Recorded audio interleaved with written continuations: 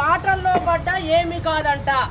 ఇది నిజమా కాదా అన్నదానికి టెస్టింగ్ కోసం నేను ఇక్కడికి వచ్చి ఇది వాటర్లో పడితే ఏమవుతుంది కాదా, వాటర్లో పడితే వాటర్ ప్రూఫ్ అని కంపెనీ వాళ్ళు చెప్తున్నారు.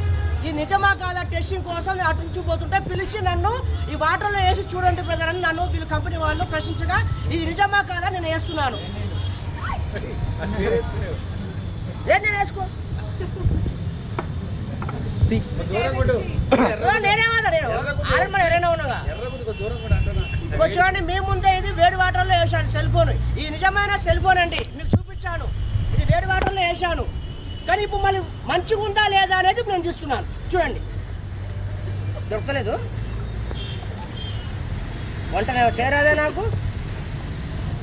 ఇదిగోండి మీ ముందే తీస్తున్నాను.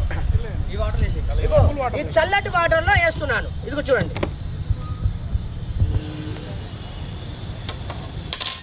చూపించండి నడుస్తుందా లేదా చూపిస్తా.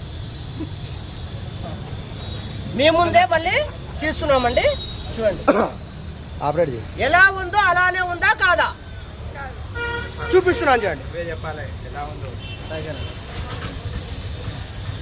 ఓకేనా, మంచిగా పనిచేస్తుంది. ఎక్సలెంట్ అండి. కంపెనీ వాళ్ళు నిజమే, వీళ్ళు మోసపోలు కాదు.